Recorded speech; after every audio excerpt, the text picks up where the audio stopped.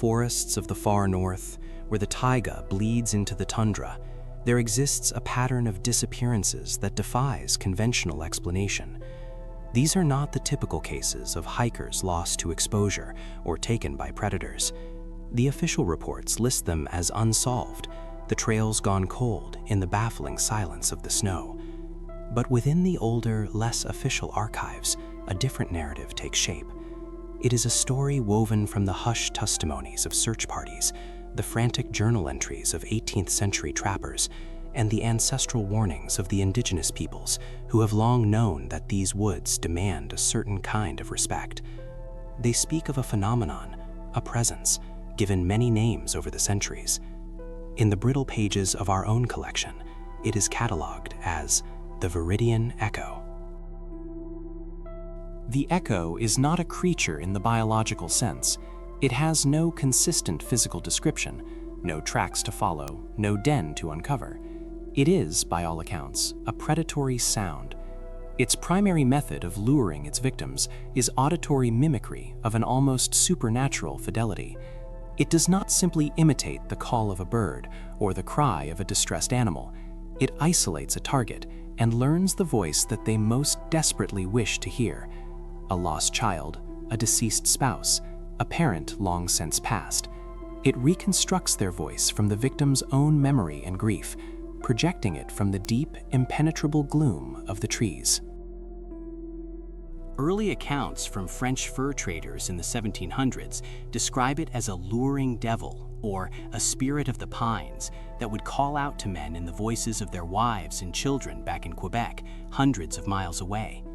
These men, hardened by years of brutal wilderness survival, would be found weeks later, miles from their established trapping lines, having seemingly walked in a straight line into the deepest part of the forest until they simply stopped. Their supplies would be untouched, their rifles still loaded. There was never a sign of a struggle.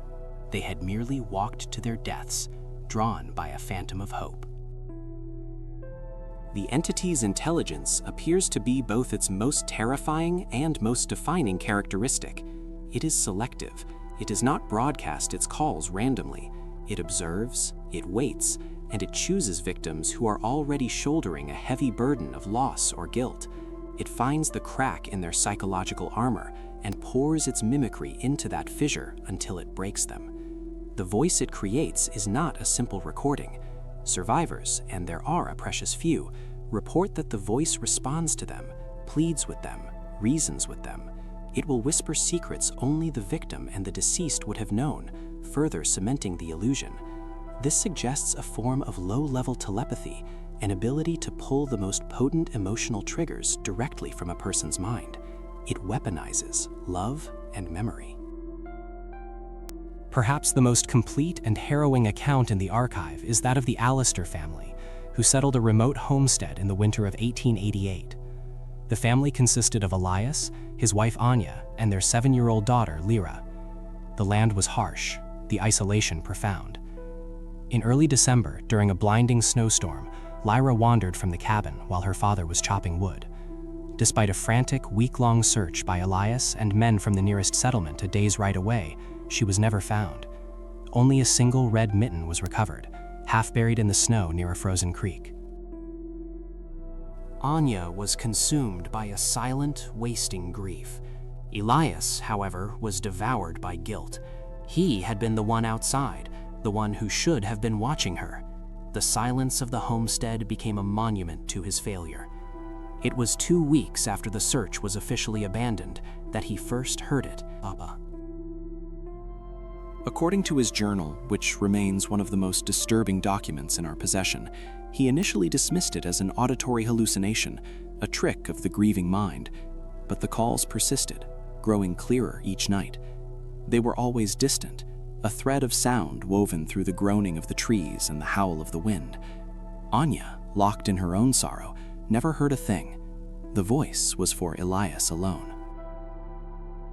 He wrote of the sheer perfection of the mimicry. It was not just her voice, but her specific cadence, the way she would slightly lisp on certain words. One evening, it sang a lullaby Anya had made up for her, a tune no one outside their small family could have possibly known. This was the turning point. The possibility of a hallucination was eclipsed by a sliver of impossible, maddening hope. Could she have been found by someone? Was she being held somewhere out in that endless white expanse? His journal entries become increasingly erratic.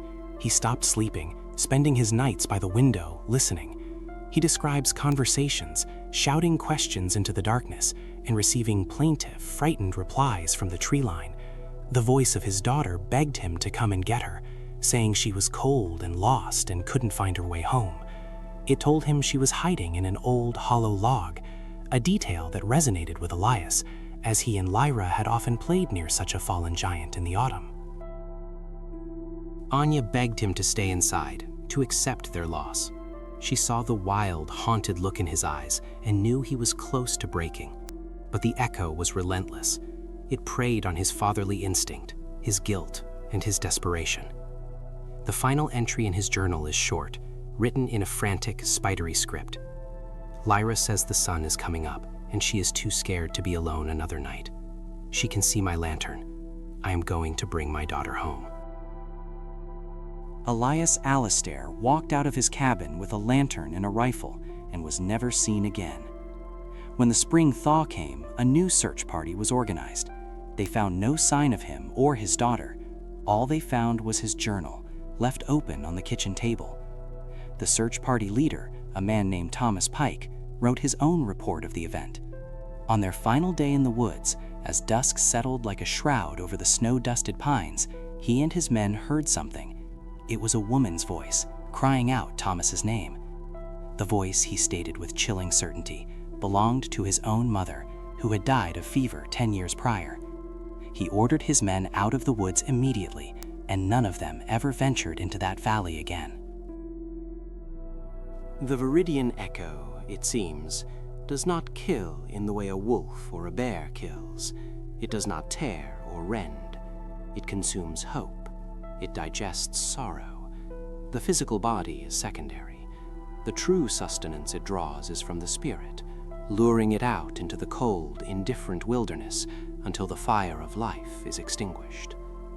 The disappearances continue, even now. They are rarer as the world grows louder and the deep wilderness shrinks. But in those quiet, forgotten corners of the world, where the trees stand like silent sentinels over centuries of snow, the woods still listen, and they learn. And when a traveler passes, carrying a heart heavy with loss, the forest sometimes decides to whisper their name.